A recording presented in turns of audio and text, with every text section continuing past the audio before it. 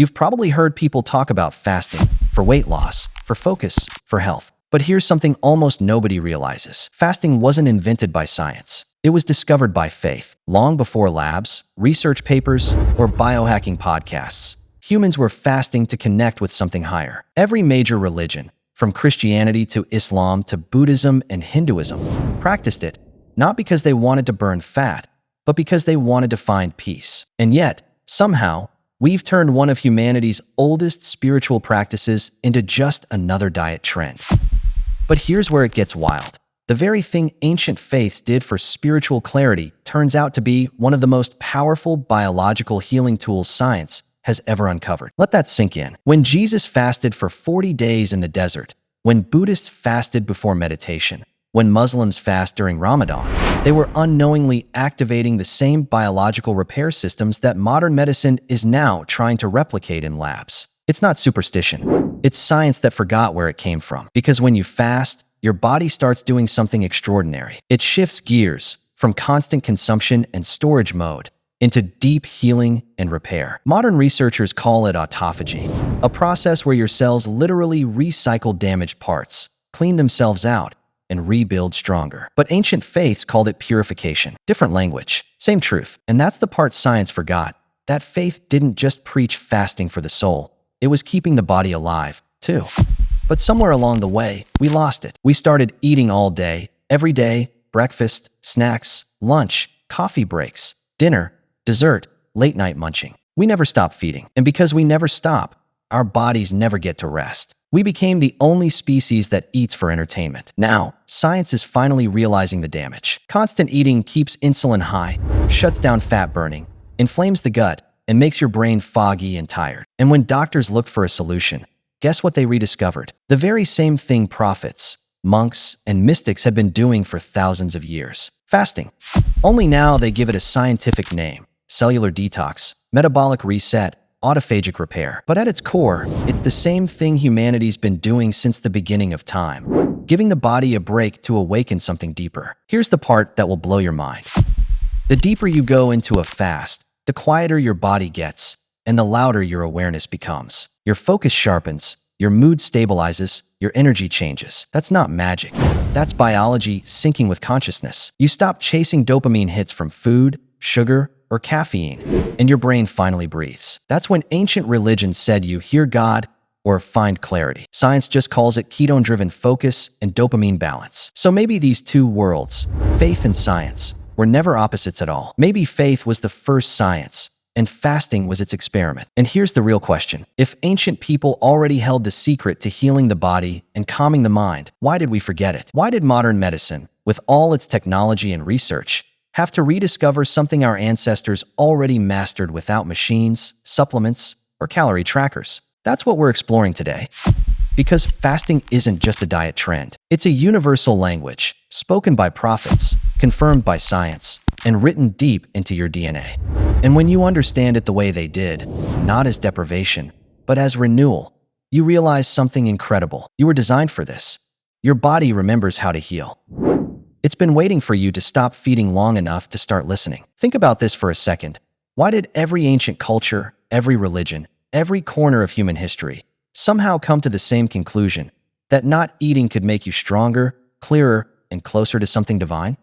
They didn't have nutritionists. They didn't have lab tests or fitness trackers. They had experience, centuries of watching how the body and mind responded when food stopped and stillness began. They noticed something we've forgotten. When the stomach is quiet, the spirit speaks.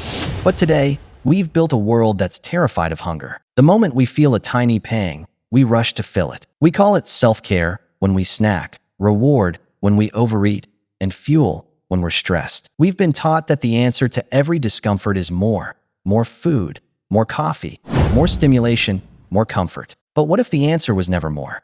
What if the secret was in less? Because here's the thing, your body doesn't just eat to survive. It also needs time without eating to repair, restore, and reset. Our ancestors didn't call it intermittent fasting. They called it obedience, surrender, worship, clarity. They believed fasting wasn't about starving the body. It was about feeding the soul. And now, science is realizing they were right in ways we couldn't imagine. When you fast, you're not punishing yourself. You're giving your body space to clean out the noise, chemically, mentally, and emotionally. Your cells recycle. Your hormones rebalance. Your focus returns. It's like pressing a reset button that humans once pressed every week, every season, every year, and somehow we stopped. So now, we have the science, the data, the labs, the scans, but we lost the meaning. And that's why fasting today feels confusing, because people are trying to use a spiritual tool with no spiritual understanding. This video isn't just about skipping meals. It's about rediscovering what fasting was always meant to do: heal your body, sharpen your mind, and reconnect you to the rhythm of life itself.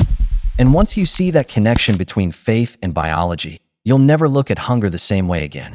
The ancient wisdom hidden in plain sight. Every major spiritual tradition saw fasting as purification. In Christianity, Jesus fasted 40 days in the desert before his ministry. In Islam, Ramadan is a month of fasting from sunrise to sunset, not just from food, but from anger, gossip, and greed. In Buddhism, monks eat 1 or 2 simple meals a day to quiet the mind. And in Hinduism, fasting days like Ekadashi or Navratri are times for cleansing the body and realigning with cosmic energy. Different beliefs, same core message. When you stop feeding the body, you start feeding the spirit. Here's what's wild. Science is now catching up. When you fast, your body shifts into a mode called autophagy, where it literally recycles old, damaged cells. It's like your body's housekeeping system. The same process that spiritual leaders called purification is now proven to be one of the most powerful cellular repair mechanisms ever discovered. So when ancient texts talked about cleansing sin or purifying the soul, maybe, just maybe, they were describing what we'd now call cellular renewal in metaphorical language. It's not woo-woo. It's physiology dressed as faith. The science behind the spiritual. Let's get scientific for a second, but keep it simple. When you fast for about 12 to 16 hours, your insulin levels drop. That's the hormone that stores fat. Lower insulin means your body finally gets permission to start burning its own fat for energy. By 18 to 24 hours, your liver runs low on glucose, and your body switches to ketones, an ancient backup fuel that powers your brain more efficiently. That's why monks and fasters report deep clarity, peace, and heightened focus. Your brain is literally running on cleaner energy. By 48 to 72 hours, your body starts major repairs. Growth hormone rises, inflammation drops, and cells recycle themselves. This is when people describe feeling light, peaceful, and connected. Sound familiar?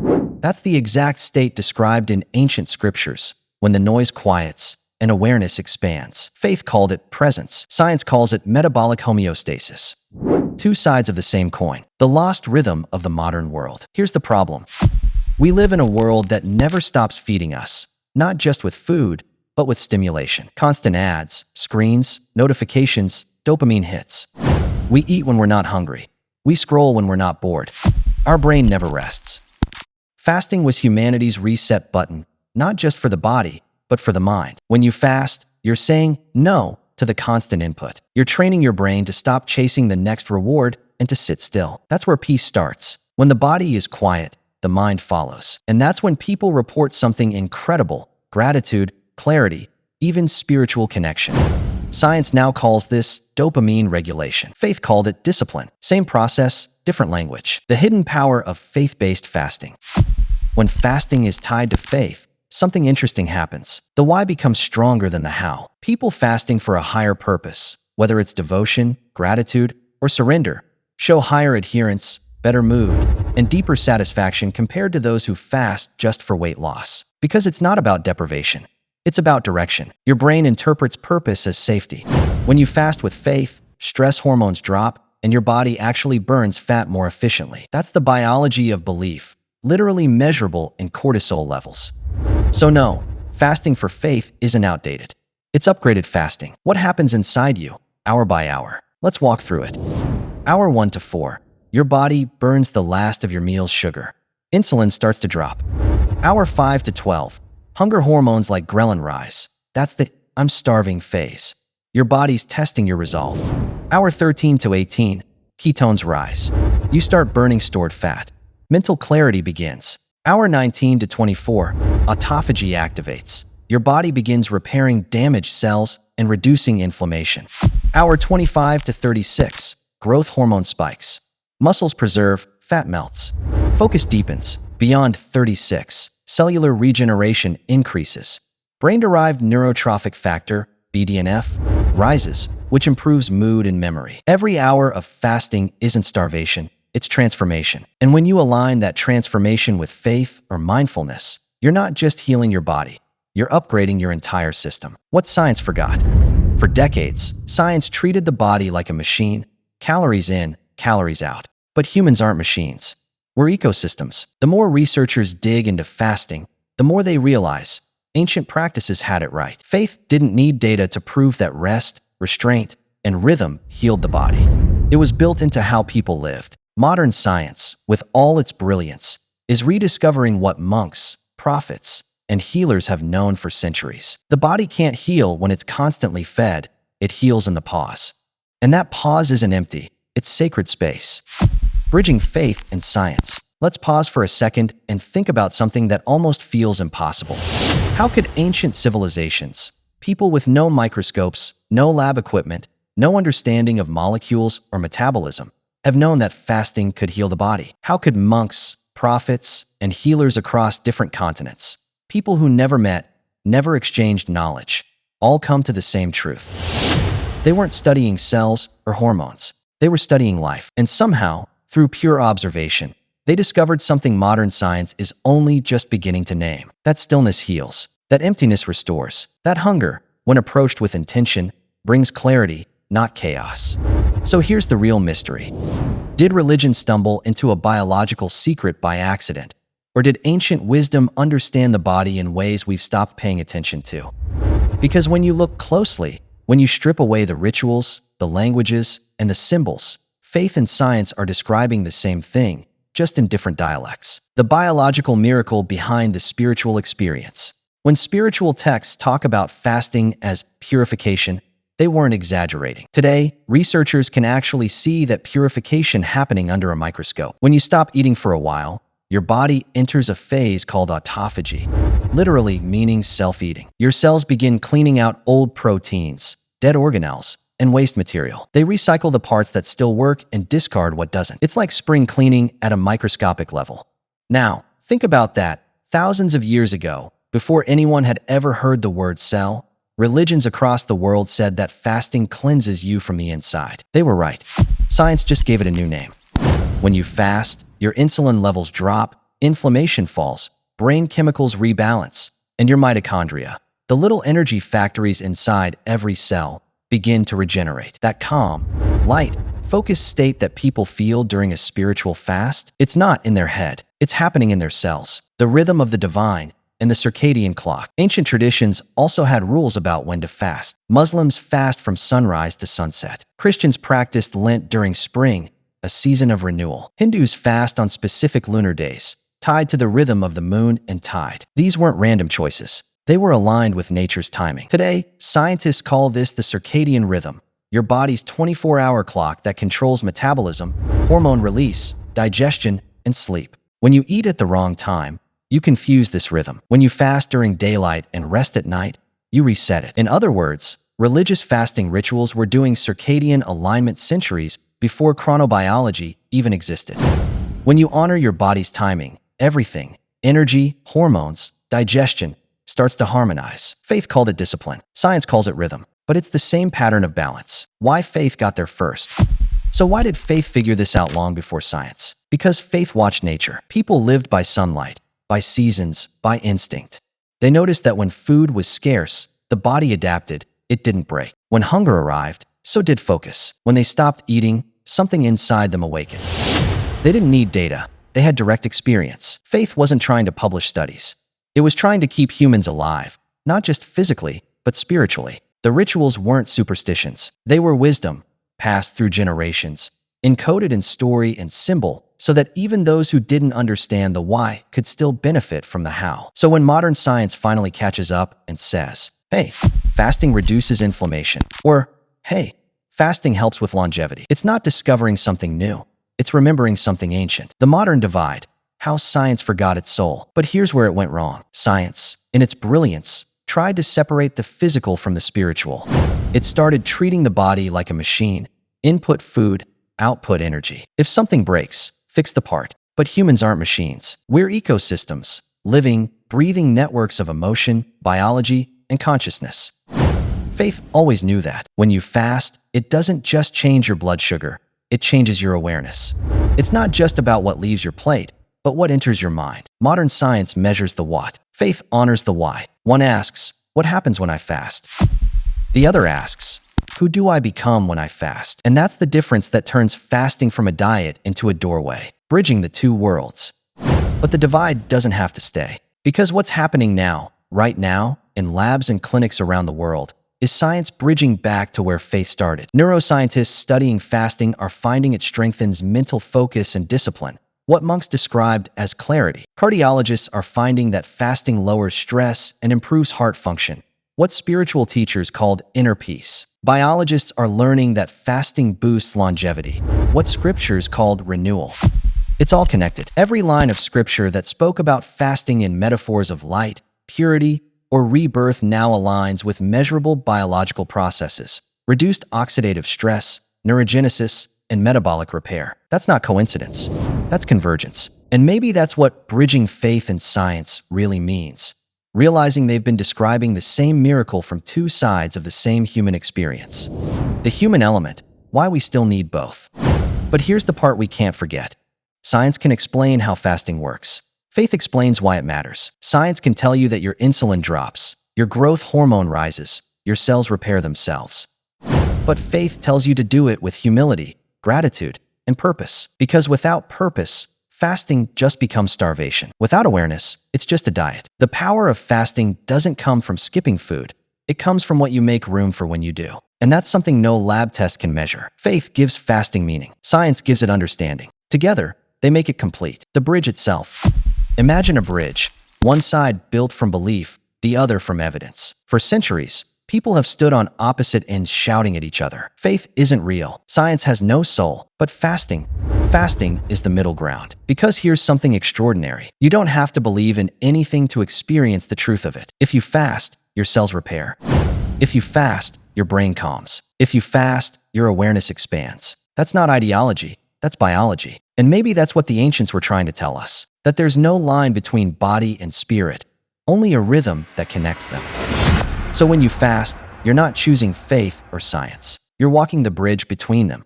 You're saying yes to the mystery and to the mechanism, to the divine and to the data. You're reconnecting with what humans knew all along. The body heals through stillness, the mind clears through discipline, and the spirit grows through surrender. Maybe that's the real meaning of bridging faith and science.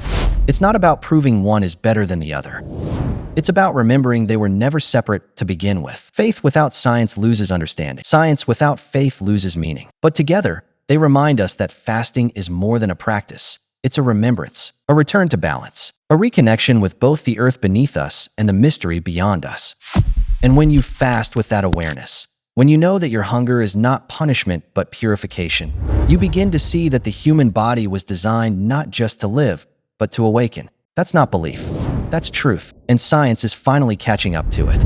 So what if fasting was never just about food? What if it was about something much deeper, something we were never supposed to forget? Because when you look at it now, the connection between faith and science isn't a coincidence. It's a reunion.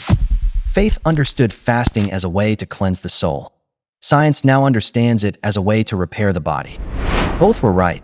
They were just speaking different languages. When you fast, something amazing happens. Your body begins to heal itself from the inside out. Your mind quiets down. Your awareness expands. And maybe that's why prophets, monks, and seekers through history found peace through hunger.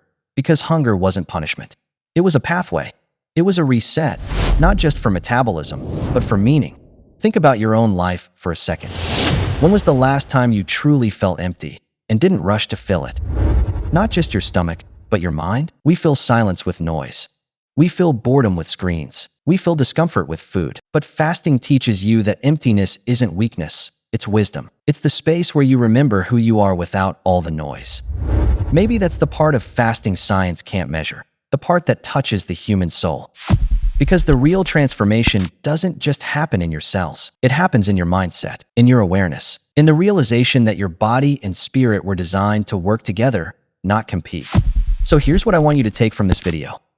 Fasting is more than a diet. It's a dialogue between you and your biology, between your hunger and your healing, between what science explains and what faith feels.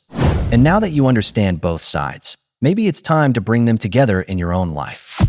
If you've ever fasted before, whether for health, faith, or clarity, what did you feel? Did you notice changes in your energy, your emotions, or your focus? Or maybe you're thinking about trying fasting for the first time. What's stopping you? I'd love to hear your story in the comments below. Let's turn that section into a space where people can learn from each other's experiences, not just from studies or theories, but from real human stories. And if you want practical help, the best fasting methods, how to do it safely, how to break your fast without losing your progress, I've added a few helpful recommendations and resources in the description below. They'll make your fasting journey easier and more meaningful. Because remember, fasting isn't about restriction. It's about restoration. It's not about starving your body. It's about feeding your awareness. And maybe, in this loud, distracted, overfed world, the greatest thing you can do for your health and your spirit is to pause, to be still, to listen, and to let your body remember what it was designed to do all along.